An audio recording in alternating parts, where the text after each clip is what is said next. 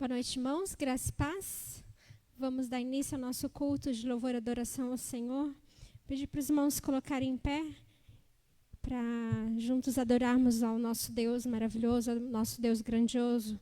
Declarar que Ele é santo. Só Ele é digno de todo o nosso louvor e de toda a nossa adoração. Amém?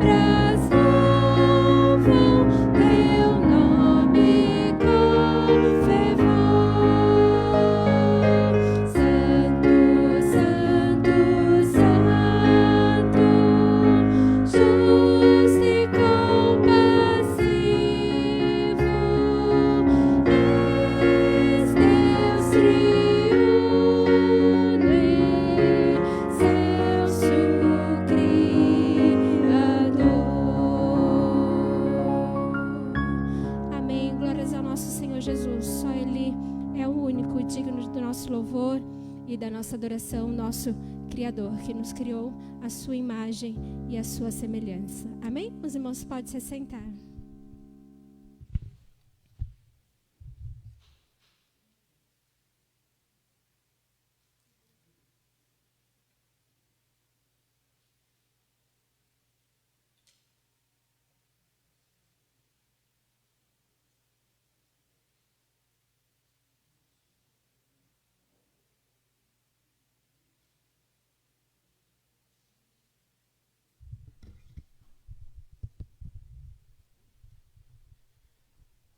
Boa noite, irmãos, a graça e a paz. Que bom podemos estar aqui juntos, reunidos no nome do Senhor. Quero convidá-los a abrirem suas Bíblias no Salmo de número 110. Este salmo está diretamente vinculado com a mensagem que nós estaremos ministrando aqui nesta noite. Salmo de número 110.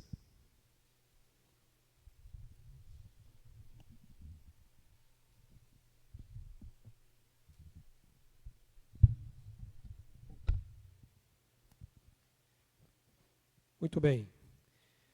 A palavra de Deus diz: Disse o Senhor ao meu Senhor: Assenta-te à minha direita, até que eu ponha os teus inimigos debaixo dos teus pés.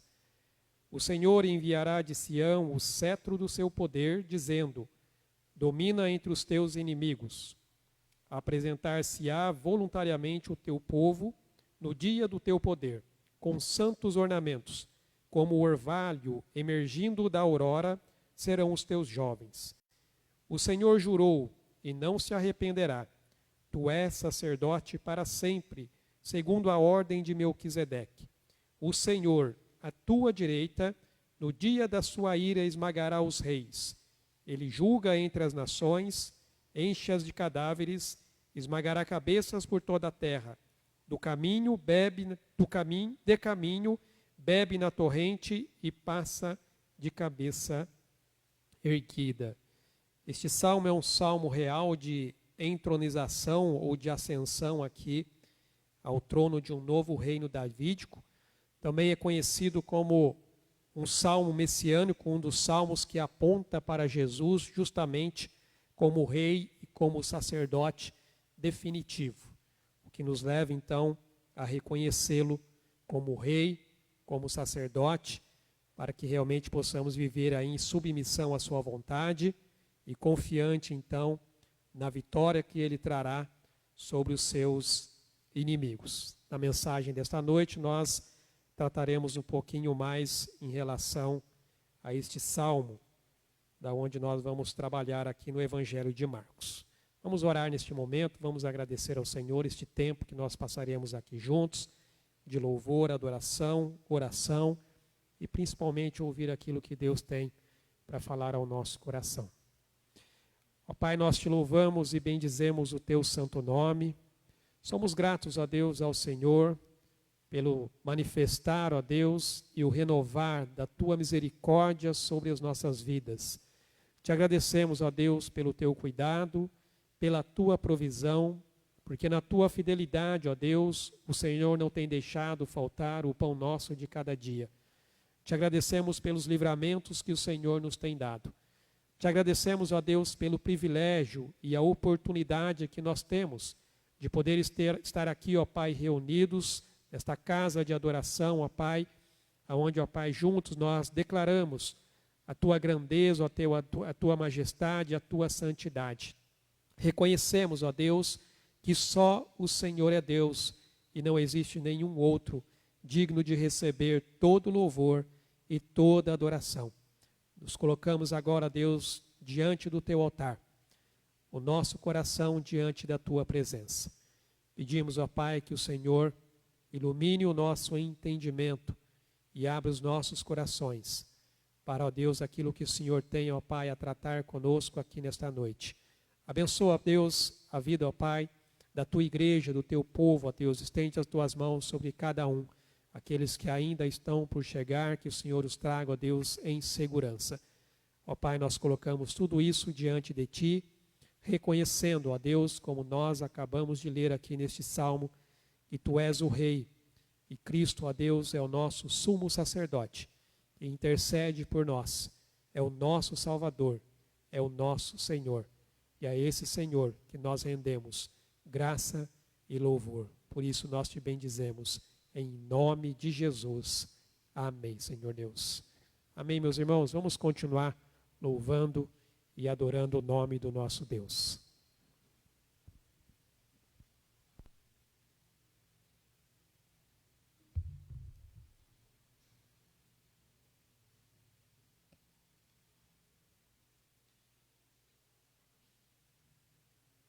Pedir mais uma vez que os irmãos se coloquem em pé e vamos juntos adorar, declarando: Reina, Senhor, sobre o meu ser, sobre o meu viver. Que realmente Ele venha reinar nas nossas vidas todos os dias, porque Ele realmente é o pão vivo, né? É o pão que nos alimenta. Através da palavra do Senhor somos alimentados por Ele, né? E que realmente isso nunca deixamos de fazer, de ser alimentados da palavra do Senhor Jesus. Amém?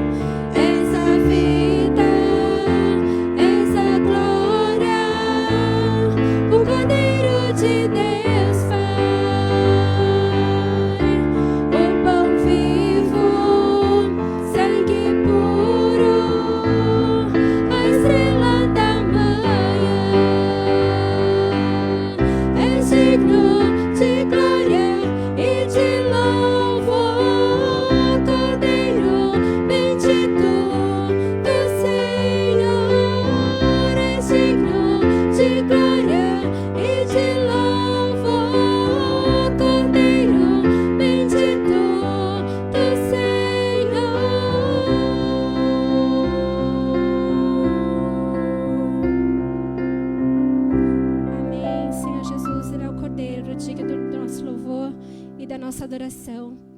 Um dia o Senhor Jesus deu o seu único filho para morrer na cruz, para nos salvar e nos perdoar de todos os nossos pecados. Foi através da graça que ele fez isso, que é o favor imerecido. Nós não somos merecedores disso, mas pela graça do Senhor Jesus, ele realmente nos salvou. Amém? E é por isso que nós temos que ser agradecidos todos os dias das nossas vidas. Agradecer a salvação que nos foi concedida. Amém?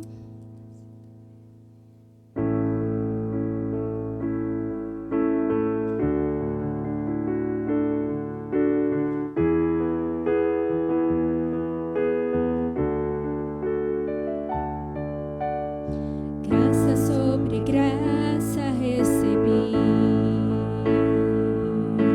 e da plenitude renasci. Quando atraí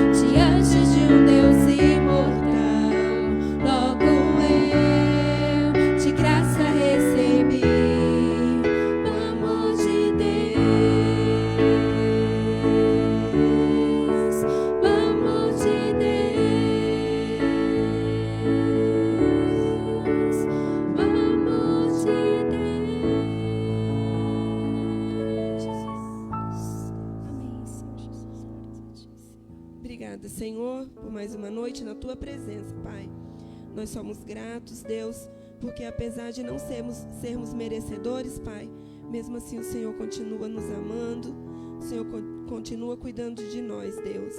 Por isso, Pai, nosso coração se alegra nessa noite, Deus, de estar em Tua presença, Deus, na Tua casa mais uma vez.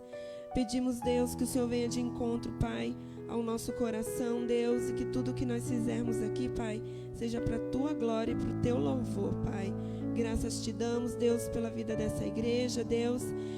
Senhor, nos ajuda, Pai, a entender cada dia o propósito do Senhor nas nossas vidas, Pai. Nós somos gratos, Deus, porque nós somos privilegiados, Pai.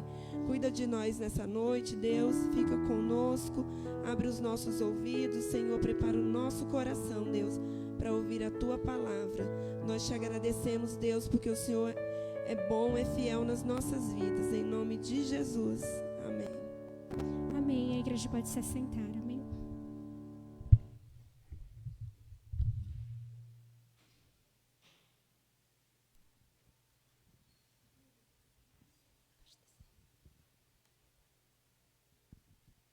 Amém, meus irmãos. Quero ler aqui um Salmo de número 103, a partir do versículo 13. A palavra diz: como um pai se compadece de seus filhos, assim o Senhor se compadece dos que o temem. Pois Ele conhece a nossa estrutura e sabe que somos pó. Quanto ao homem, os seus dias são como a relva, como a flor do campo. Assim ele floresce, pois soprando nela o vento, desaparece, e não conhecerá daí em diante o seu lugar. Mas a misericórdia do Senhor é de eternidade a eternidade sobre os que o temem, e a sua justiça sobre os filhos dos filhos, para com os que guardam a sua aliança e para com os que se lembram dos seus preceitos e os cumprem. A palavra de Deus diz que Ele conhece a nossa estrutura e sabe que somos pó. Se não fosse pela misericórdia e pela graça do Senhor, o que seria de nós? Graças a Deus que a misericórdia dele se renova a cada manhã. O texto que nós lemos diz que o homem é como a relva, floresce, mas logo desaparece. Mas a misericórdia do Senhor é de eternidade a eternidade. Nós temos aqui alguns motivos para nós estarmos intercedendo e orando, colocando diante do Senhor, para que Deus, na sua misericórdia, entre com providência e faça a sua vontade. A maioria dos pedidos que eu tenho aqui são na área de saúde. Vamos orar pela mãe da Simone, pelo seu irmão, que não estão bem. Pedir que o Senhor esteja ali, entrando com providência sobre a vida deles. Orar pela vida da Bruna, esposa do Vitor, também não está passando bem. Continuarmos orando pela vida da irmã Carmina. Amanhã ela vai estar fazendo um raio-x para ver a questão do joelho. Orar pela Maria, né? Tá aí, mesmo com a tosse, veio aqui, se prontificou a estar louvando o Senhor. Continuar orando pela vida do nosso irmão Lúcio. E vamos orar também pela irmã do irmão Lúcio, a Denise. Ela se encontra internada, nós vamos estar intercedendo. Ela teve câncer, depois acabou dando metástase e ela está internada ali. Vamos pedir para que o Senhor entre então com graça e misericórdia sobre a vida dela. E se você tem algo aí a colocar diante de Deus, faça isso neste momento, seja pela sua vida, pela vida de alguém. Vamos lembrar-nos que a misericórdia do Senhor é de eternidade a eternidade. E Ele lembra que nós somos pó, que a nossa vida é como neblina. Uma hora ela está e a outra hora ela passa. Mas a misericórdia do Senhor nos sustenta a cada dia. E nós somos gratos ao Senhor por isso. Vamos orar? Ó Pai, nós te agradecemos, Senhor. Louvamos o Teu nome. Porque, ó Deus, mesmo, ó Pai, nós sendo, ó Deus, tão pecadores e devedores, o Senhor, ó Deus, manifestou o teu amor. Um amor, ó Deus, que, como diz a tua palavra, foi manifestado de tal maneira, ou seja, não dá para explicar. O Senhor, ó Deus, estendeu, ó Pai, as tuas mãos, trazendo a salvação através do teu Filho Jesus. Mas, ó Deus, nós ainda estamos sujeitos às condições deste mundo, neste corpo, ó Deus, que ainda carrega a semente do pecado, até que ele seja, ó Deus, glorificado e restaurado. Nós ainda, ó Pai, estaremos sujeitos a sofrer as consequências, ó Pai, do pecado em nossas vidas, as consequências, ó Deus, deste mundo corrompido e caído. Mas nós te louvamos porque o Senhor, ó Deus, estende a tua mão e nos sustenta a cada dia. O Senhor, ó Deus, nos fortalece. O Senhor, ó Deus, é quem nos guia. O Senhor, ó Pai, é quem nos dá a direção que nós precisamos em nossas vidas. E nós temos aqui, ó Deus, a vida de algumas pessoas que queremos agora apresentar diante do Senhor, no teu altar de graça e misericórdia, para que assim, ó Deus, como diz a tua palavra, nós possamos alcançar socorro em tempo oportuno. No tempo do Senhor, onde o Senhor manifesta o teu poder e glorifica o teu santo nome. Ó Deus, nós oramos agora, ó Deus, e apresentamos a vida da mãe da Simone, o seu irmão. Pedimos, ó Deus, pela saúde deles, que o Senhor entre ali com providência, ó Pai, restaurando em nome de Jesus. Da mesma forma, ó Pai, oramos pela vida da Bruna, ó Pai. O Senhor conhece o coração da tua serva, ó Deus, as lutas que ela enfrenta. Por isso pedimos, ó Pai, em nome de Jesus, que teu Espírito, ó Deus, esteja ali visitando, ó Pai, o seu coração e manifestando sobre ela, ó Deus, a tua graça, misericórdia, ó Deus, e o teu amor. Que ela se sinta ali, ó Deus, acolhida pelo Senhor, ó Pai. Da mesma maneira, oramos pela vida da Maria, ó Deus, pela saúde dela, ó Pai. Mesmo assim, ela se dispôs a estar aqui, ó Deus, louvando o teu santo nome. E colocamos agora, ó Deus, também a vida do nosso irmão Lúcio. Somos gratos, ó Deus, pela obra que o Senhor tem feito, ó Pai, na sua vida, pelo sustento, ó Pai, que o Senhor tem dado à vida do teu servo, ó Pai, durante todo o tratamento que ele está fazendo. Pedimos que o Senhor continue abençoando a cirurgia, ó Deus, pela qual ele estará passando. Que o Senhor esteja ali, ó Pai, direcionando, ó Pai, e tomando, ó Deus, as mãos, ó Pai, daqueles que estarão ali, ó Pai, operando, ó Deus, sobre a vida do teu servo, ó Pai. E em especial colocamos a vida da sua irmã Denise, que está ali internada, ó Pai. Pedimos, ó Pai, que o Senhor também esteja ali visitando, ó Pai, a tua serva, tirando, ó Deus, as dores do seu corpo. Ó Deus, afofando, ó Pai, o seu leito, que ela se sinta ali também acolhida, ó Deus, pelas tuas mãos poderosas, sustentada pelo Senhor, ó Pai, em nome de Jesus. Da mesma forma, cada um que aqui está agora neste momento, ó Deus, apresentando diante de ti a sua necessidade, entra com a tua providência, ó Deus. Traz, ó Pai, em nome de Jesus, a cura para aqueles, ó Deus, que estão enfermos. Restaura, ó Pai, aqueles que estão caídos. Levanta, ó Deus, os abatidos e desanimados, ó Pai.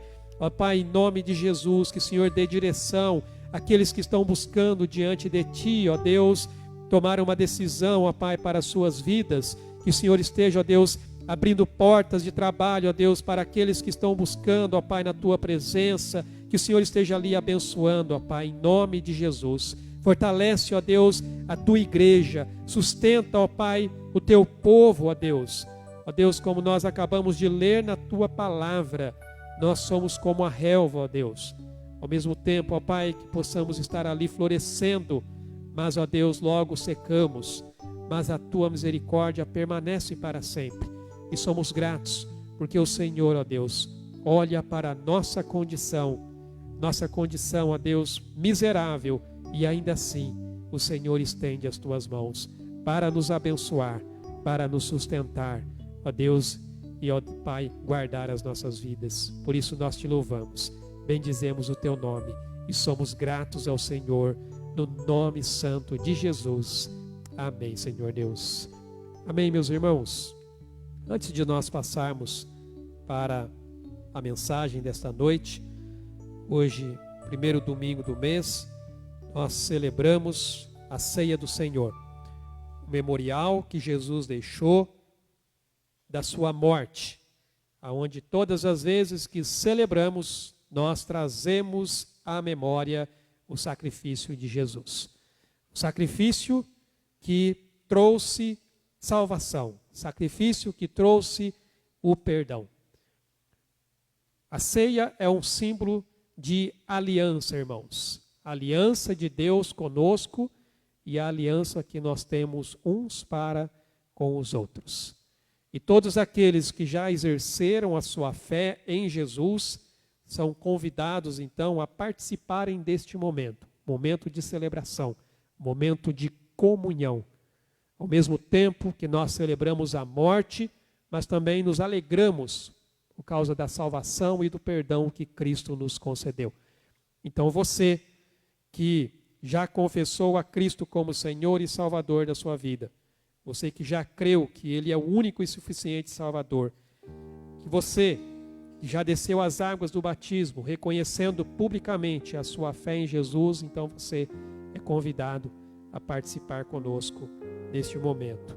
Eu quero convidar a vir aqui à frente aqueles que estarão nos auxiliando na ministração da ceia.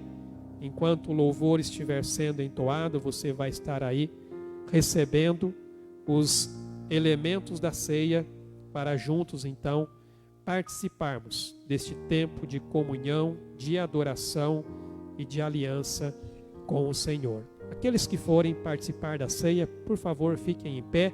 E à medida que forem recebendo os elementos, os irmãos podem ir se assentando.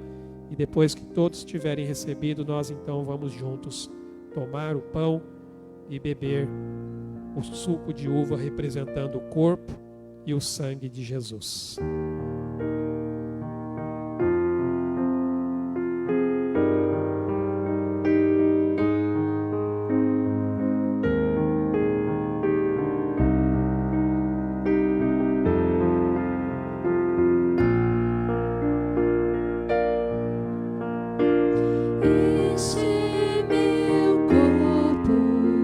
Partido por ti, pra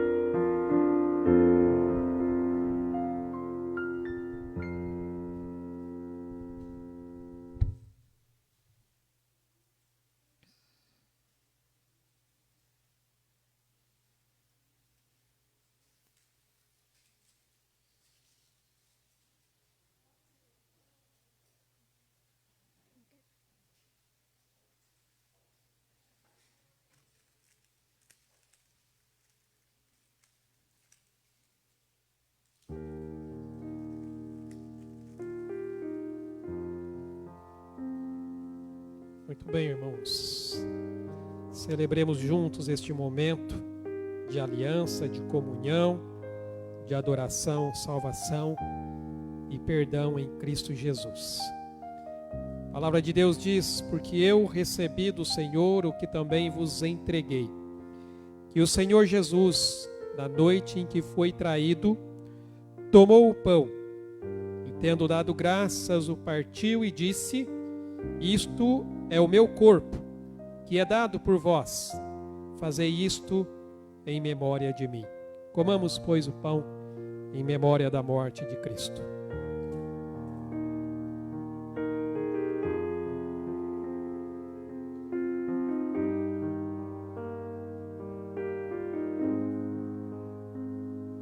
Pai, muito obrigado pelo sacrifício de Jesus naquela cruz, aonde Ele nos concedeu ali, ó Deus, a salvação e o perdão dos nossos pecados. O véu, ó Deus, foi rasgado através, ó Pai, da carne de Jesus, representado, ó Deus, por este pão, que juntos, ó Pai, nós o comemos, celebrando, ó Pai, esta aliança e esta união que o Senhor tem conosco e que nós temos uns com os outros.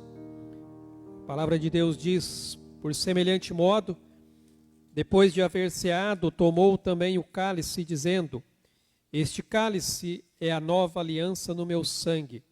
Fazei isto todas as vezes que o beberdes em memória de mim, porque todas as vezes que comerdes este pão e beberdes o cálice, anunciais a morte do Senhor até que ele venha.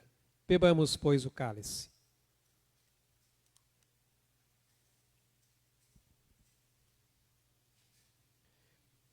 Ó Deus, nós te agradecemos, ó Pai, pelo sangue derramado de Jesus. É o sangue de Jesus que nos purifica de todo o pecado e nos livra de toda a injustiça. O sangue de Jesus, ó Pai, é que nos torna, ó Deus, como diz a tua palavra, brancos como a neve. A pureza, ó Pai, que vem do Senhor sobre as nossas vidas, trazendo paz ao nosso coração. Por isso nós te louvamos e nós te bendizemos e somos gratos, no nome santo de Jesus. Amém, Senhor Deus. Amém, meus amados. Podem se assentar.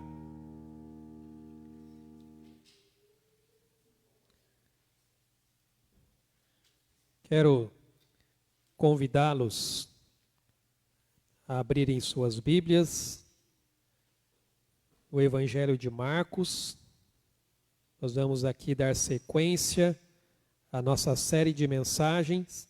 Semana passada nós tivemos o nosso culto de missões, por isso trouxemos uma mensagem específica e referente ao tema.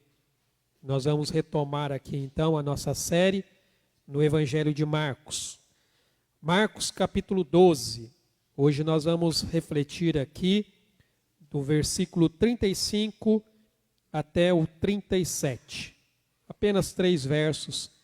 E hoje nós vamos aprender aqui, irmãos, sobre Jesus, o Cristo, filho de Davi. A palavra de Deus diz: Jesus, ensinando no templo, perguntou: como dizem os escribas que o Cristo é filho de Davi? O próprio Davi falou pelo Espírito Santo. Disse o Senhor ao meu Senhor: assenta-te à minha direita, até que eu ponha os teus inimigos debaixo dos teus pés. O mesmo Davi chama-lhe Senhor. Como, pois, é ele seu filho? E a grande multidão o ouvia com prazer.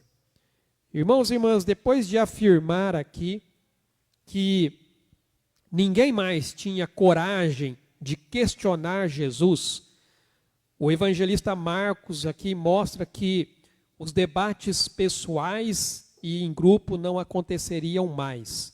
Aqui no versículo 34 nós vimos que já ninguém mais ousava interrogá-lo. E agora então é Jesus quem toma a iniciativa. Jesus é quem passa aqui a questionar os líderes religiosos. Marcos aqui não faz menção de que Jesus está questionando os líderes religiosos, mas quando nós vamos para o Evangelho de Mateus, capítulo 22, no verso 41, falando dessa mesma situação, diz assim: reunidos os fariseus, interrogou-os Jesus. Então Jesus, de inquirido, ele passa a ser agora o inquiridor. Ele parte aqui agora para o contra-ataque. As perguntas que foram feitas ali pelos líderes religiosos, lembre-se, Jesus foi questionado ali pelos fariseus e herodianos, depois pelos saduceus e, por fim, por um escriba. Então, depois das perguntas feitas por esses líderes religiosos, que falaram ali sobre a questão do tributo, falaram sobre ressurreição e falaram sobre o amor.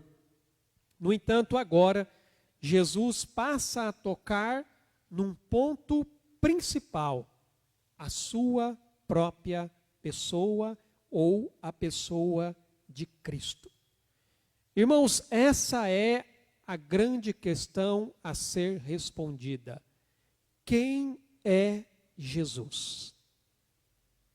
Quem é Jesus?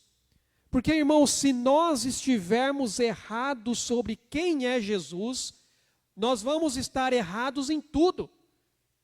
Sobre a nossa teologia, sobre a nossa vida, sobre a nossa prática de fé. Se nós não entendermos quem é Jesus, nós vamos estar errados em tudo.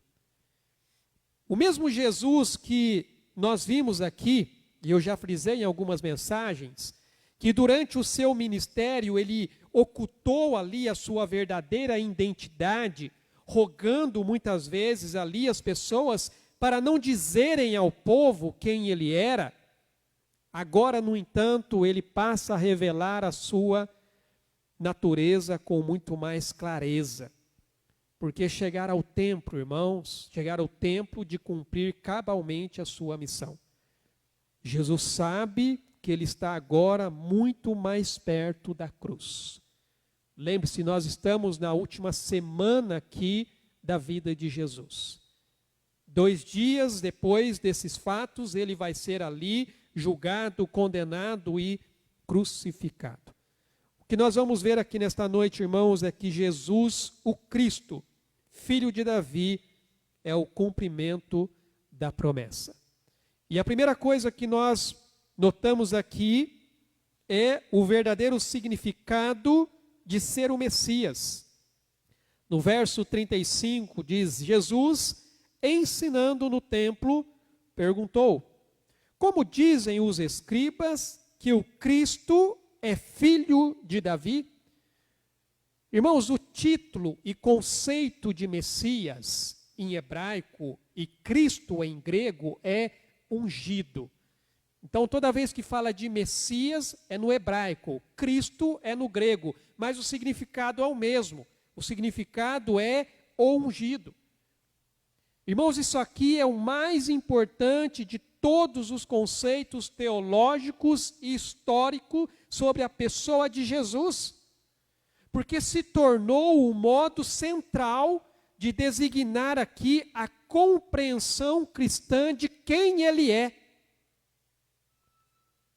O próprio fato de que Cristo, que é na verdade um título designativo de ungido, tornar-se ali um nome próprio, praticamente mostra isso. Jesus, ele passou a ser conhecido não só como Jesus, ele passou a ser conhecido não só como Jesus, o Cristo ou Messias, mas como Jesus Cristo ou Cristo Jesus. Ou seja, a designação passou a fazer praticamente parte do nome dele. Não era mais Jesus o Cristo, é Jesus Cristo, Jesus Messias.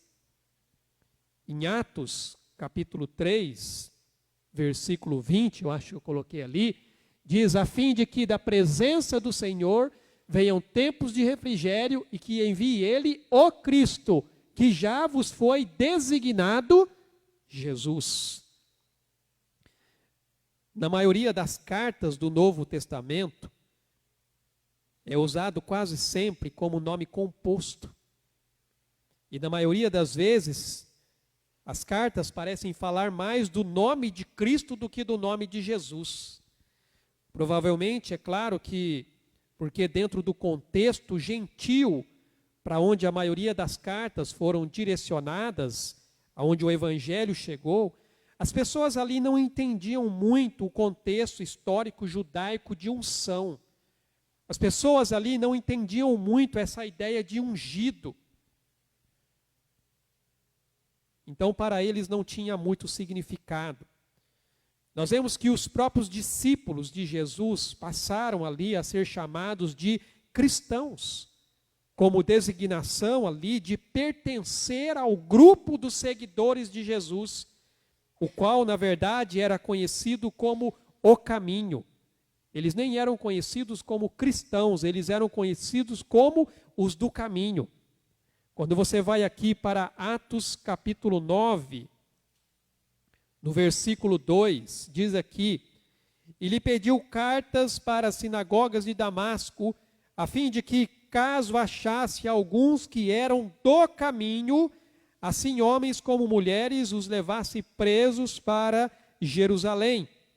No capítulo 19 de Atos 19, no versículo 9, vai dizer aqui: visto que alguns deles se mostravam empedernidos e descrentes, falando mal do caminho diante da multidão, Paulo, apartando-se deles, separou os discípulos, passando a discorrer diariamente na escola de Tirano. Depois, lá no verso 23 desse mesmo capítulo, por esse tempo houve grande alvoroço acerca do caminho. E quando você vai ali para o capítulo 22, versículo 4, persegui este caminho até a morte, prendendo e metendo em cárceres homens e mulheres.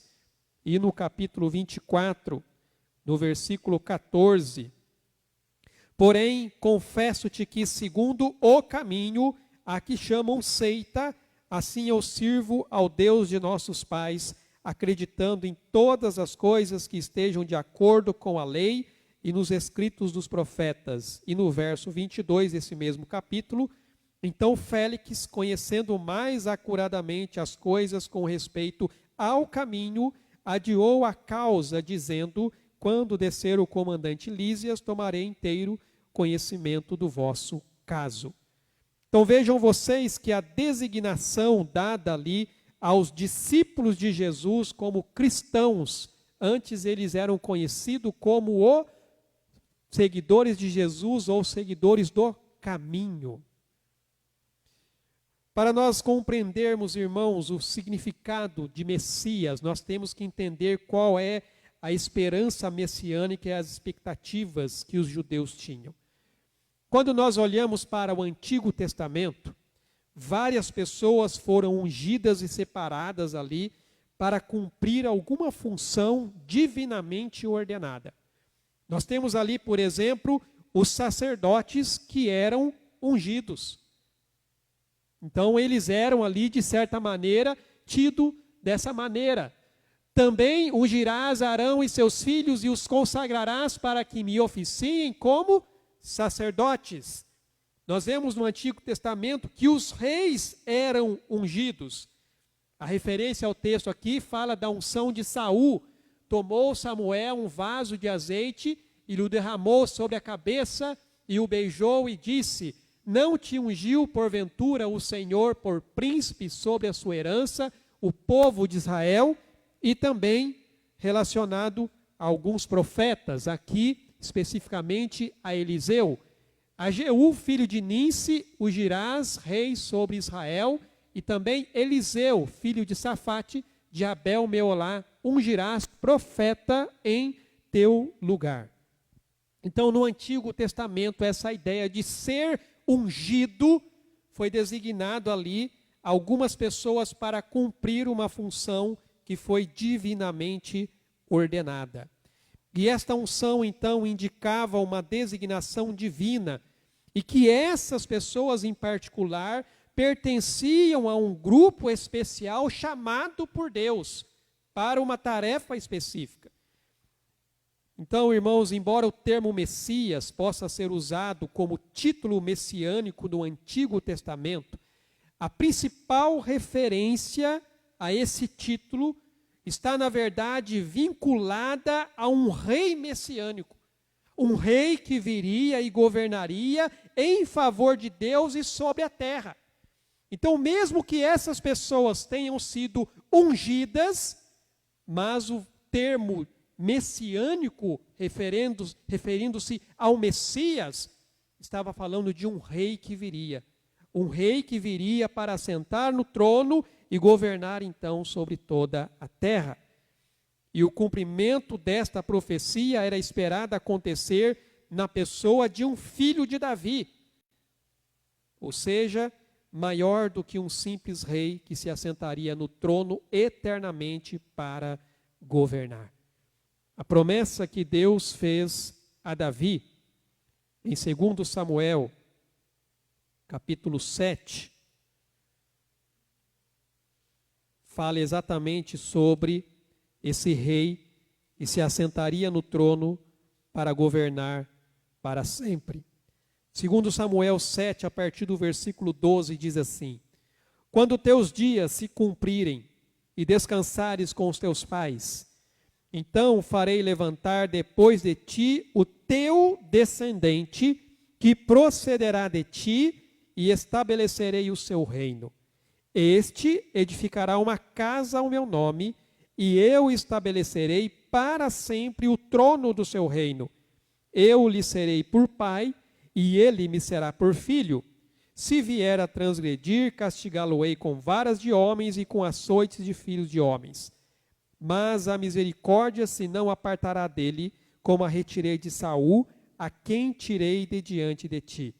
Porém, a tua casa e o teu reino serão firmados para sempre diante de ti, teu trono será estabelecido para sempre. Deus deu uma promessa a Davi: virá o teu descendente que se assentará no trono, mas esse descendente terá um reino eterno, ele não se acabará. E aí, com base então na promessa feita a Davi, os profetas ali passaram a orientar a esperança de Israel para esse futuro. O futuro rei que viria a ser o Messias. E os temas que mais se destacam na expressão dessa esperança messiânica são estabilidade eterna da dinastia davídica. Um rei vindo da descendência de Davi, que se sentaria no trono para todo sempre. A filiação divina desse rei. Ele seria conhecido como o Filho de Deus. A sua entronização à direita de Deus e o seu domínio universal sobre toda a terra. Então, todos os temas que envolvem essa ideia messiânica estão relacionadas a essas questões. Estabilidade eterna do reino, a filiação divina do rei, a sua entronização à direita de Deus e o seu domínio universal sobre toda a terra. Na concepção judaica do Messias, um rei seria levantado de entre o povo para livrar a Israel dos seus inimigos, para trazer o reino de Deus, para ser o rei ungido de Deus e para dominar toda a terra. E este reino seria terreno e político na sua forma, mas capacitado por poderes sobrenaturais para julgar os inimigos de Israel. Essa era a concepção que o judeu tinha do Messias.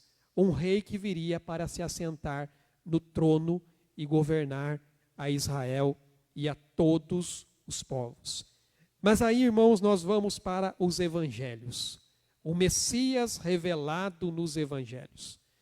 Os judeus, na época de Jesus, também tinham suas expectativas em relação à chegada do Messias. O povo ali esperava um Messias que seria filho de Davi, porque havia promessas em relação a isso. Quando nós vamos ali, eu até coloquei aqui, olha só, e as multidões, tanto as que os precediam como as que os seguiam, clamavam, Hosana ao filho de Davi, bendito que vem em nome do Senhor, Hosana nas maiores alturas. Lembre-se que ali foi a entrada triunfal de Jesus em Jerusalém, sendo reconhecido como rei, sendo reconhecido como filho de Davi, o prometido por Deus. Mas eles também tinham ali a ideia de que esse rei, esse filho de Davi, nasceria em Belém. Mateus ali, e também João vai dizer assim, olha, não diz a Escritura que o Cristo vem da descendência de Davi e da aldeia de Belém, de onde era Davi. Lembre-se que quando os reis magos lá chegaram procurando aquele que era o rei que havia nascido, eles foram até Herodes perguntar aonde está o rei dos judeus. É claro que Herodes ficou temendo porque ele tinha na mente o quê? Eu sou o rei dos judeus. A quem vocês estão procurando? E ele diz, não, a estrela aponta para o rei dos judeus. E ali então Herodes questiona lá os profetas, vem cá, onde que vai nascer esse tal rei dos judeus aí? E aí eles falam, os escribas vão dizer, não, na profecia está dizendo, vai lá, vai ser em Belém Efrata. Uma cidade bem pequenininha, ninguém dá valor para ela, mas é a cidade de Davi, é ali de onde vai sair o Messias. Mas também diz que quando ele aparecesse, ele iria permanecer para sempre. Ali em Lucas vai dizer, este será grande e será chamado Filho do Altíssimo. Deus, o Senhor, lhe dará o trono de Davi, seu pai. Ele reinará para sempre sobre a casa de Jacó e o seu reinado não terá fim. Então, mesmo na época de Jesus, havia essa expectativa da chegada desse rei, filho de Davi, que nasceria em Belém e que o seu reino seria eterno. Mas, irmãos, o elemento mais importante era o fato de que ele seria o filho de Davi, o rei prometido para assumir o trono davídico conforme a promessa que Deus deu ao próprio Davi. É por isso, irmãos, que quando Jesus, de certa maneira, ele recusou-se a desempenhar o papel de rei dentro da expectativa judaica, ele indicou ali que o caráter do seu reinado não era físico. Ele não seria um rei que se sentaria num trono ali para subjugar ali, para julgar a Israel e subjugar ali o império que estava dominando a Israel naquela época, que era o Império Romano. Jesus vai dizer, o meu reino não é físico. O meu reino, ele é espiritual. O meu reinado é espiritual. João capítulo 6, no versos 14 e 15, vai dizer assim, olha que interessante. Vendo, pois, os homens o sinal que Jesus fizera, disseram, este é verdadeiramente o profeta que devia vir ao mundo. Sabendo, pois, Jesus que estavam para vir com o intuito de arrebatá-lo, para o proclamarem rei, retirou-se novamente sozinho para o monte. Ou seja, não era chegado o momento ainda. Não era esse tipo de rei que Jesus seria. Não era esse tipo de reinado que Jesus veio trazer. Então, enquanto o povo desejava ali um rei para libertá-los de Roma, Jesus mostra que ele veio para libertar e redimir as pessoas dos seus pecados. É para isso que ele veio, para reinar no coração das pessoas, E é por essa razão que Jesus, no início do seu ministério, ele utilizava o termo Messias ou Cristo com muita reserva, evitando até mesmo que as pessoas o divulgassem como tal. Então, irmãos, talvez se Jesus tivesse publicamente se proclamado ser o Messias logo no início, ele seria recebido pelo povo como uma chamada para uma rebelião contra Roma. Por isso que Jesus ele se reservava todas as vezes que alguém dizia que ele era o Messias, ou como no caso aqui, tentaram levar e fazer dele um rei, ele saiu de cena. Ele não ficou ali, porque não era esse o propósito dele. Desta forma nós podemos entender, irmãos, por que o termo Messias, referindo-se a Jesus como Cristo, filho de Davi, ele passou a ser bem mais utilizado somente após a sua ressurreição. Quando a sua missão messiânica ela foi finalmente compreendida e o termo então passou a ter um sentido muito mais completo. O próprio João, ele finaliza aqui o seu evangelho falando sobre o propósito pelo qual ele o escreveu. Ele diz aqui: estes, porém, foram registrados para que creiais que Jesus é o Cristo, o Filho de Deus, e para que, crendo, tenhais vida em seu nome. E quando você vai ali para o livro de Atos, capítulo 4, a partir do versículo 10, vai dizer aqui: tomai conhecimento, vós todos e todo o povo de Israel, de que em nome de Jesus Cristo, o Nazareno, a quem vós crucificastes e a quem Deus ressuscitou dentre os mortos, sim, em seu nome é que este está curado perante vós. Este Jesus é a pedra rejeitada por vós, os construtores, a qual se tornou a pedra angular. E não há salvação em nenhum outro, porque abaixo do céu não existe nenhum outro nome dado entre os homens, pelo qual importa que sejamos salvos. Então, o termo referindo-se a Jesus como Messias, a Jesus como Cristo, passou a ser mais utilizado depois da sua morte e ressurreição, porque ali ele havia cumprido todo o seu propósito, e o termo passou a ter um sentido muito mais completo. Os discípulos passaram realmente a compreender e a entender que Jesus, sim, era o Messias, o Filho de Deus, o Filho de Davi, mas não da maneira como eles compreendiam anteriormente, mas agora tendo a plena compreensão de quem realmente Ele é. E é isso que Ele nos mostra aqui. Jesus é o Messias. No verso 36 do texto que nós estamos trabalhando, diz: o próprio Davi falou pelo Espírito Santo. Disse o Senhor ao meu Senhor: assenta-te à minha direita, até que eu ponha os teus inimigos debaixo dos teus pés. A palavra Cristo, irmãos, com bem poucas exceções, ela aparece nos 4 evangelhos como um título e não como um nome próprio.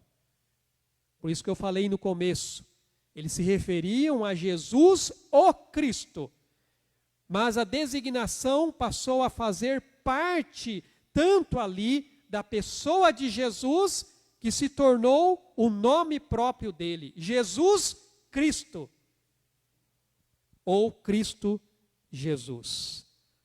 Então é preciso ter em mente, irmãos, que os próprios discípulos de Jesus, que tinham ali a mentalidade judaica do Antigo Testamento, referente ao Messias, o qual nós já vimos aqui nesse evangelho, que por algumas vezes eles mostraram isso na sua caminhada com Jesus, essa concepção judaica que eles tinham de quem era o Messias. Por exemplo, no questionamento ali a respeito da sua pessoa, quando Jesus ele começa ali perguntando assim: o que as pessoas estão falando a meu respeito? Alguns estão falando que você é um dos profetas, que você é Jeremias, que você é Elias. E aí Jesus pergunta, mas e vocês? Quem vocês estão dizendo que eu sou? E aí Pedro se levanta dizendo, tu és o Cristo, o Filho do Deus vivo. E ali pela primeira vez, Jesus revela o principal propósito da sua vinda, onde ele diz, o Filho do Homem vai a Jerusalém. E ali ele vai ser julgado, ele vai ser castigado e ele será morto. É ali que Pedro então se levanta dizendo o quê? Jamais isso vai acontecer com o Senhor. Jesus repreende a Pedro porque ele entende que por trás ali das palavras de Pedro estava o próprio Satanás. Porque ele vai dizer, arreda-te daqui, Satanás, porque não cogitas as coisas de Deus, mas sim dos homens. Mas possivelmente Pedro estava pensando o quê? O Cristo, o Filho de Deus, o Filho de Davi, aquele que vai sentar no trono será morto? Isso jamais! Não é assim que eu creio? Não é assim que eu acredito? Nós vemos isso na discussão ali que eles tiveram sobre quem era o maior. Lembre-se, quando Jesus estava ali indo para Jerusalém, os discípulos começaram a discutir entre si quem era o maior entre eles. Qual era a concepção que eles tinham? Jesus assentado no trono. E quem é que iria estar ali assentado junto com ele? E logo depois também vemos isso no pedido de Tiago e João, onde eles chegam diante de Jesus pedindo, Senhor, nos deixe sentar à sua direita e à sua esquerda quando o Senhor estiver governando. Qual era a mentalidade que eles tinham? A mentalidade judaica. Jesus governando sobre Israel, subjugando as nações. E qual era o pensamento que eles estavam tendo? Nós queremos sentar no trono junto com o Senhor. Era essa a mentalidade que os discípulos tinham de Jesus. Nós podemos perceber, irmãos, que salvo alguns casos bem específicos, Jesus não fez nenhuma reivindicação aberta de ser o Messias. No entanto, ele nunca rejeitou quando isto lhe foi atribuído. A única vez que Jesus se revelou como o Messias foi para uma mulher estrangeira que estava ali num poço. Foi a primeira vez que Jesus se declarou ser o Messias de forma aberta, de forma clara. Porque todas as outras vezes ele falava ali nas entrelinhas. Ele não era direto. Mas para essa mulher ele se revelou. Porque ele vai dizer ali, a mulher vai dizer, eu sei que quando Cristo vier, e ele diz assim, eu sou, eu que estou falando contigo. É a única vez que Jesus se revela abertamente como sendo o Messias, como sendo o Cristo. Mas todas as outras vezes ele o fez de forma indireta. Mas sempre que ele foi designado como Messias, ele não rejeitou esta atribuição quando lhe foi chamado dessa maneira. Diante ali do Sinédrio, no seu julgamento, quando ele foi ali acusado diretamente de se declarar o Messias, ele concordou. No entanto, ele deu ali a sua própria definição do termo. Ele vai dizer que ele é o Messias celestial. Ele é o Filho do Homem revelado nos profetas.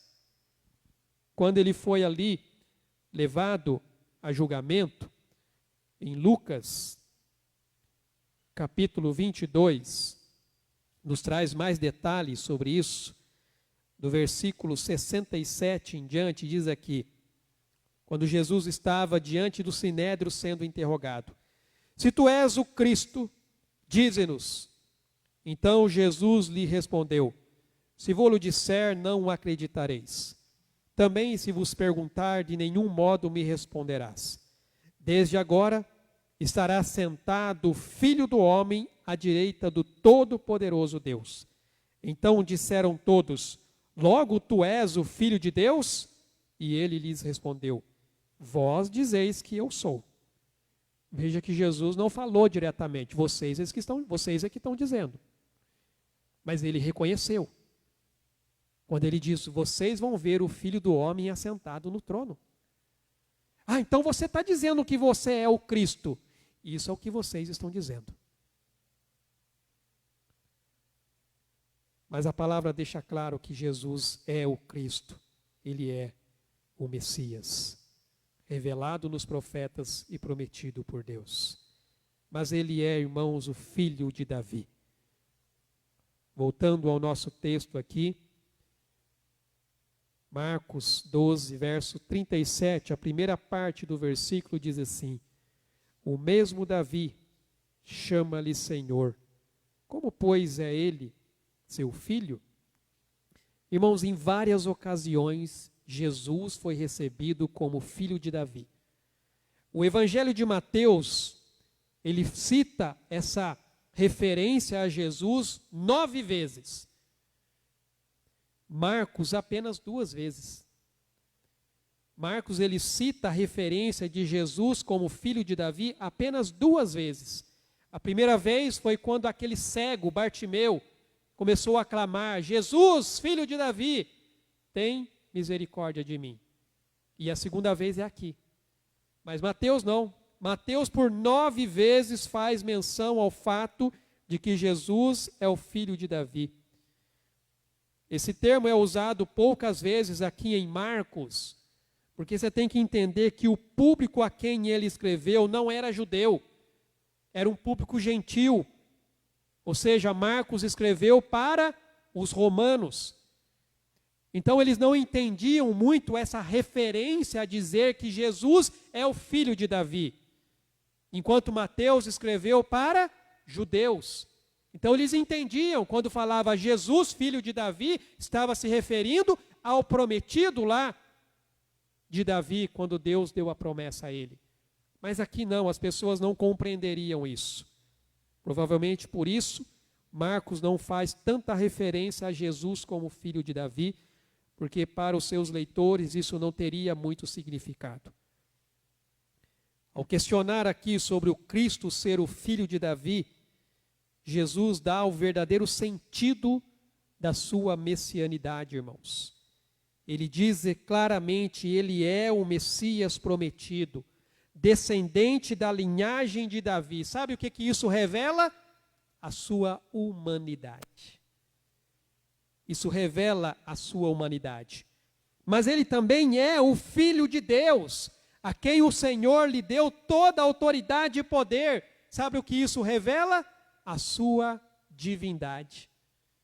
Por isso que Jesus, quando levanta o questionamento aqui para os escribas e fariseus, ele diz assim, olha, como dizem os escribas que o Cristo é o filho de Davi, o próprio Davi fala pelo Espírito Santo, disse o Senhor ao meu Senhor, assenta-te à minha direita até que eu ponha os teus inimigos debaixo dos teus pés. Ora, se Davi lhe chama Senhor, como ele pode ser o seu filho? Jesus mostra que aqui ele revela a sua humanidade, porque sim, ele é descendente de Davi, mas ele também revela a sua identidade, a sua divindade, porque ele é o Filho de Deus que se encarnou, se fez carne e habitou entre nós. Jesus estava aqui tentando fazer com que os fariseus entendessem que o filho de Davi também era o Senhor de Davi.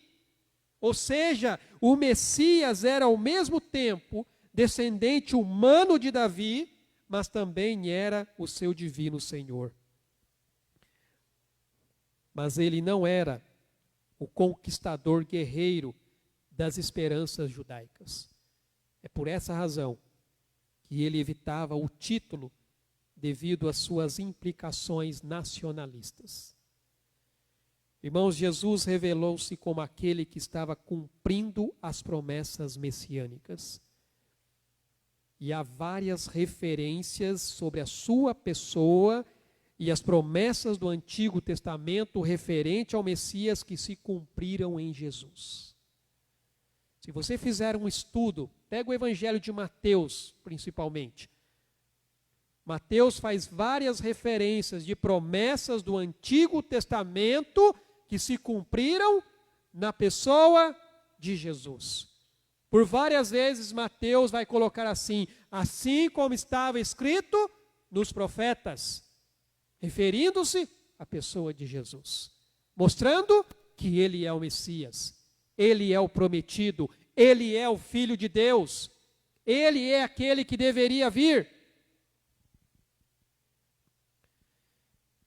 Jesus trouxe o reino de Deus, inaugurando a sua chegada.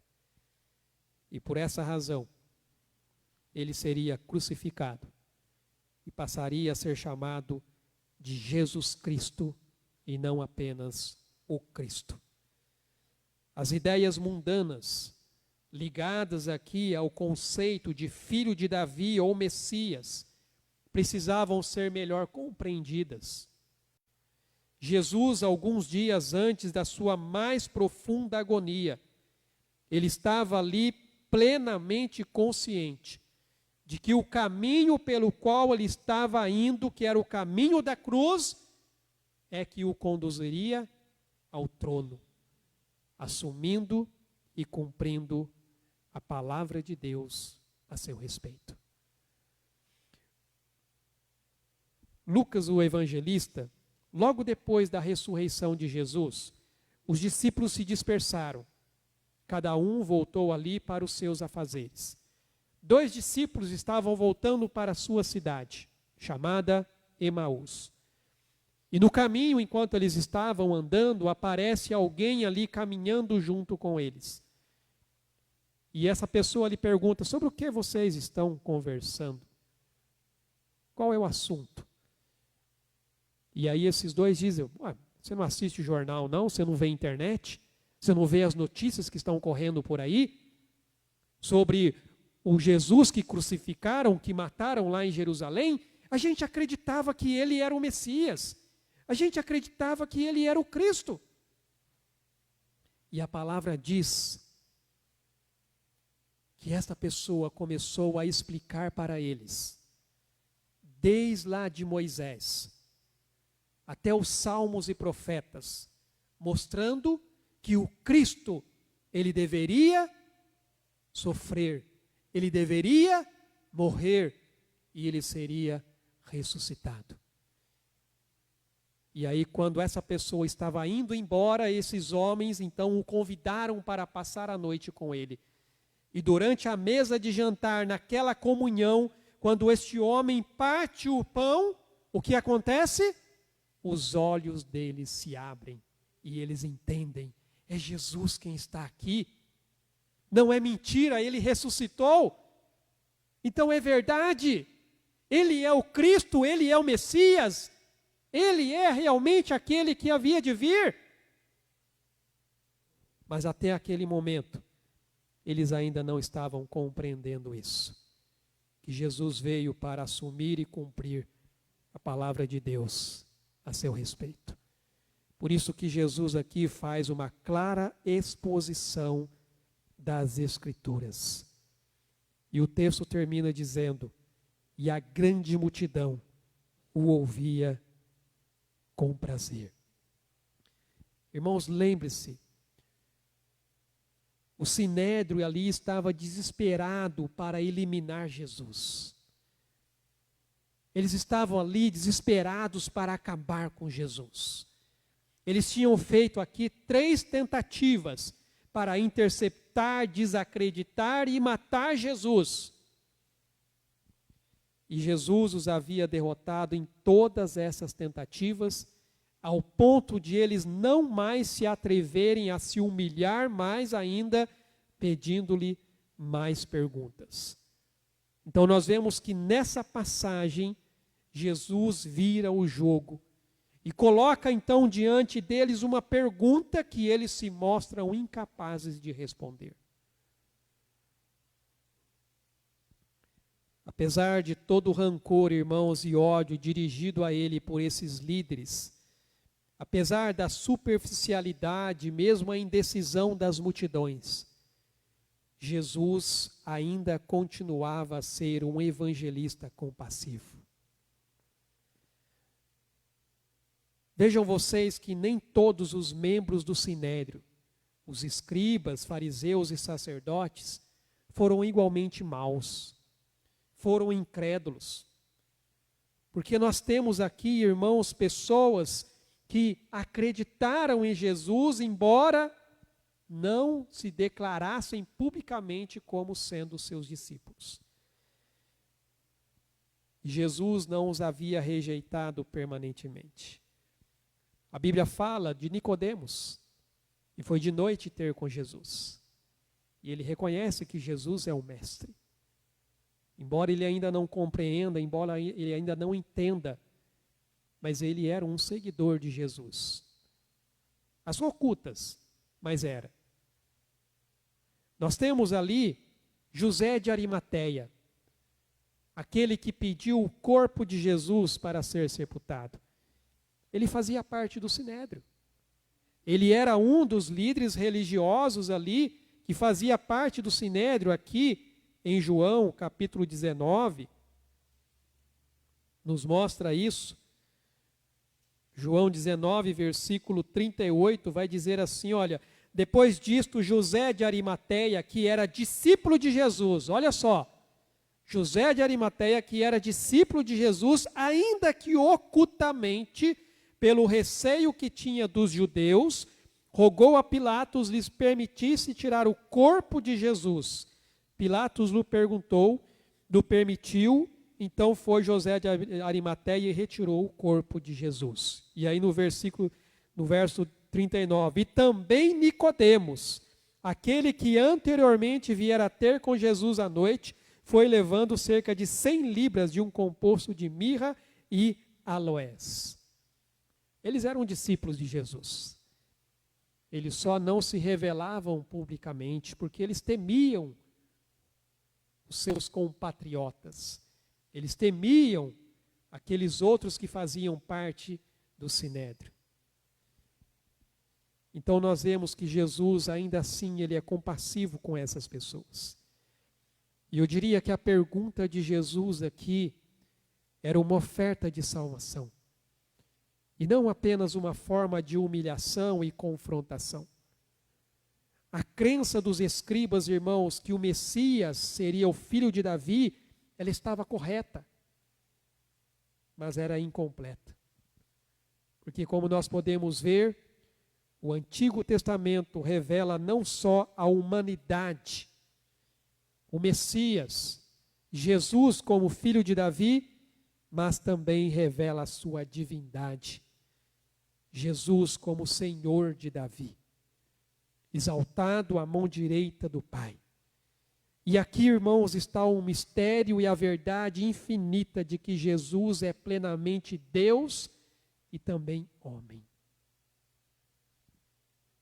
O próprio João, ao abrir o seu evangelho, começa declarando isso. No princípio era o Verbo estava com Deus, e o Verbo era Deus. E lá no versículo 14 ele vai dizer, e o Verbo se fez carne, e habitou entre nós, cheio de graça e de verdade. E vimos a sua glória, glória como do unigênito do Pai. E quando Paulo escreve a sua carta a Timóteo, em 1 Timóteo capítulo 2, versículo 16, ele vai dizer, evidentemente, grande é o mistério da piedade. Aquele que foi manifestado na carne, foi justificado em espírito, contemplado por anjos, pregado entre os gentios, crido no mundo e recebido na glória. Nós vemos aqui, irmãos, que com profunda sabedoria, Jesus expõe o Salmo 110 como prova da sua divindade, mas também mostrando a sua humanidade. E, no entanto, apesar da sua sabedoria e poder, ele enfrenta a rejeição por parte de líderes endurecidos. Ele enfrenta a apatia de uma multidão que muitas vezes o seguia apenas por entretenimento ou simplesmente para alcançar uma bênção da parte dele. Porque 2 dias depois, essas mesmas pessoas que o aclamaram como o filho de Davi quando ele entrou em Jerusalém, são as mesmas pessoas que vão gritar: crucifica-o! Crucifica-o!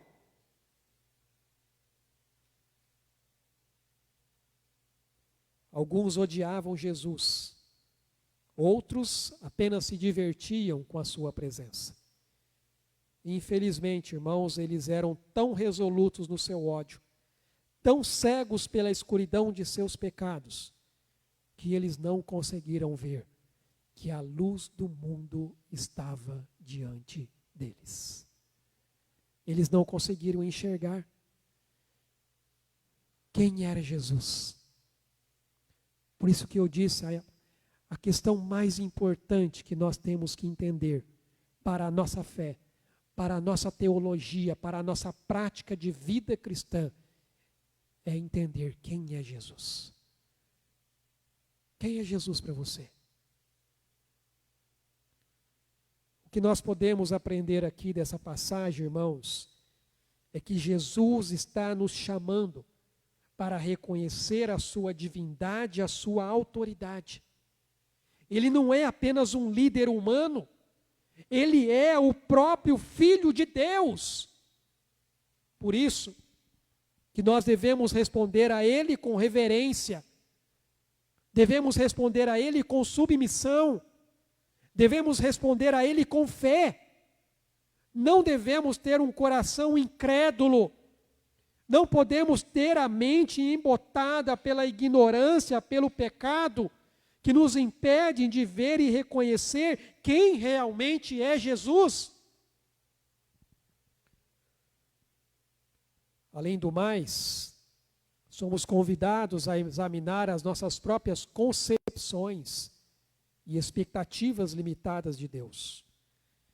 Hoje, irmãos, as pessoas têm muitas concepções sobre quem é Jesus. Para alguns, Jesus é apenas um profeta, como qualquer outro profeta. Para outros, Jesus foi um revolucionário. Para outros, Jesus foi um homem bom, um grande mestre. Alguns vão dizer que Jesus era louco, talvez um fanático. Mas para aqueles que creem, Jesus, Ele é o Senhor. Ele é o Salvador de nossas almas. Quem é Jesus para você? Jesus foi apenas um homem bom? Um profeta? Um revolucionário? Talvez um louco, um fanático? Ou Ele é o Messias, o Filho de Deus, Ele é o seu Senhor, Ele é o seu Salvador?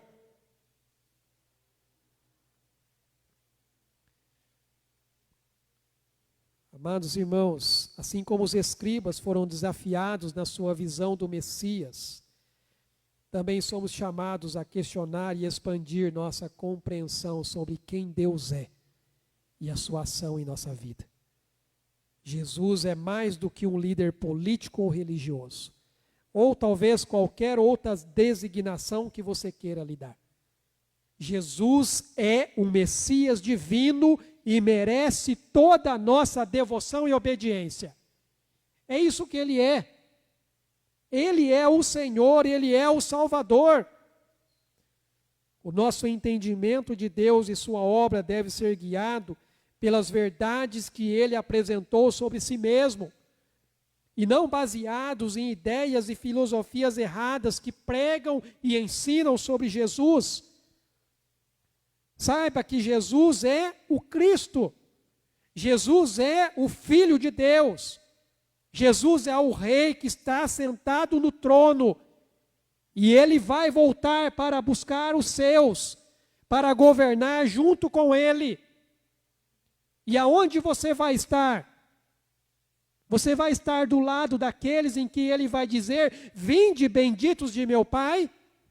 Ou do lado daqueles em que Ele vai dizer: apartai-vos de mim, vós que praticais a iniquidade? Quem é Jesus para você? Essa é a maior definição que você tem que dar na sua vida. Se Jesus, Ele realmente é o seu Senhor, Ele é o seu Salvador, então vive em obediência, em submissão e fé diante dele.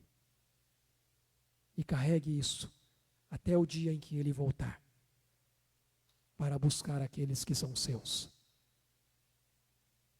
E você não estar do outro lado, o lado daqueles que serão rejeitados, porque não creram, porque não acreditaram, porque não confessaram que Jesus é o Cristo, o Filho de Deus, o Filho de Davi, o prometido, que veio para reinar e governar, não sobre este mundo, mas sobre o coração de cada um que se entrega diante dele.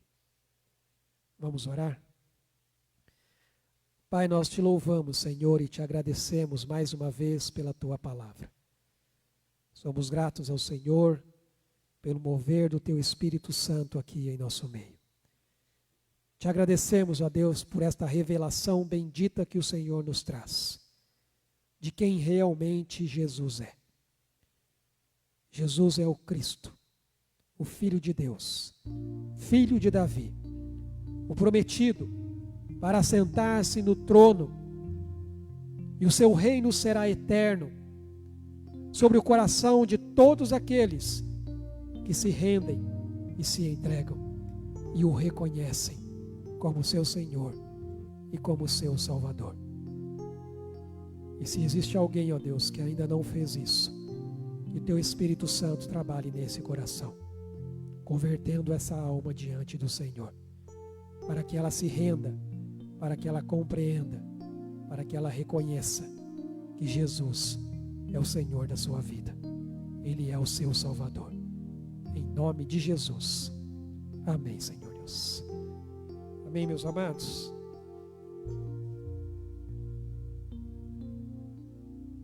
Eu quero passar aqui alguns avisos. Lembrando da nossa agenda, irmãos, de final de ano. Nós já fizemos alguns eventos, mas no dia 19/11 nós vamos ter o nosso encontro das famílias. Depois eu vou falar um pouco mais no próximo slide. Dia 25, confraternização das mulheres. Eu só acrescentei ali, irmãos, um evento que é da denominação, mas é importante para as mulheres da igreja, tá? No dia 2 de dezembro vai ter a eleição da nova diretoria de Mulheres em Ação Regional. Eu estou até com um edital aqui, depois as irmãs que forem participar então dessa assembleia para a eleição da nova diretoria, por favor, procure a irmã Marta, passe o nome para ela, para que depois a gente possa estar se organizando em relação a isso, tá bom? É importante que as mulheres se façam presentes ali, para que também possam ali estar escolhendo quem será a próxima liderança que tem aí, né, trabalhado junto às mulheres da região. No dia 3/12 é a Assembleia Geral, dia 24 o nosso culto de Natal e depois dia 31 o nosso culto de Ano Novo, lembrando que a gente pretende fazer um jantar aqui na igreja, uma confraternização entre nós aqui. E aí agora sim, o nosso encontro das famílias, tá, irmão? Domingo, dia 19 de novembro. A gente vai fazer praticamente da mesma maneira como foi feito no anterior, vai ser no mesmo local, lá no Recanto Seu Lois, local bem ali no centro, perto de todo mundo ali, lugar ali bem fácil acesso também, para todo mundo estar participando. Depois do próximo domingo, durante a semana, a gente vai estar passando mais informações aí para os irmãos com relação a valores e o que nós vamos fazer. E lembrando que no domingo passado, nós trabalhamos missões ali, falando sobre a alegria de fazer missões, né? E aprendemos sobre a importância de sermos generosos com os recursos que Deus tem nos dado, administrando da melhor maneira possível e entendendo que é um privilégio que Deus nos dá participarmos de missões. E aí, alguns já receberam aqui, né, esse folhetim onde você assume, então, o seu compromisso missionário para o ano de 2024, lembrando aí que é um compromisso que você tem durante todo o ano. São os 12 meses em que você realmente coloca no seu coração a ideia de separar ali um montante para ofertar ali para missões, aquilo que Deus colocar no seu coração. E eu até coloquei aqui, só voltar no anterior, por gentileza, algo que eu destaquei na mensagem, é que quando nos comprometemos com a causa do reino de Deus, nós estamos investindo naquilo que é eterno. Então, se você ainda não recebeu ou não pegou o seu compromisso missionário, depois é só procurar a irmã Edi para poder fazendo. Lembrando que eu destaquei muito bem que a contribuição ela é voluntária, mas tem que ser de coração. Tem que ter disposição e tem que ter o coração generoso para isso. Tá bom? Vamos nos colocar em pé, vamos orar e agradecer ao Senhor por esse tempo que nós passamos aqui. Pai, nós te louvamos, ó Deus, e te agradecemos por este culto. Somos gratos ao Senhor, ó Deus, por este tempo que nós podemos estar juntos para louvar, exaltar o teu santo nome. Te engrandecer, ó Deus, por tudo aquilo que o Senhor é e principalmente por tudo aquilo que o Senhor também tem feito, ó Pai, já fez. Somos gratos ao Senhor por isso. Somos gratos, ó Deus, porque através de Cristo Jesus, o Senhor, o Salvador, o prometido Filho de Davi, nós temos hoje, ó Pai, livre acesso diante da tua presença. E te agradecemos por isso. Que o Senhor nos conceda, ó Pai, uma semana abençoada, ó Pai, na presença do Senhor, sendo direcionados pelo teu Espírito Santo, ó Pai, em todas as nossas decisões, de maneira que o teu nome seja glorificado em tudo. E que a graça de Deus, o nosso Pai, o amor de Jesus, o Filho, e as ricas consolações e a comunhão do teu Espírito Santo seja com o teu povo que se reúne neste local e em toda a face da terra até aquele grande dia, o dia em que nós estaremos para sempre com o Senhor. Em nome de Jesus. Amém, Senhor Deus. Deus abençoe, amados. Tenha uma semana na presença do Senhor.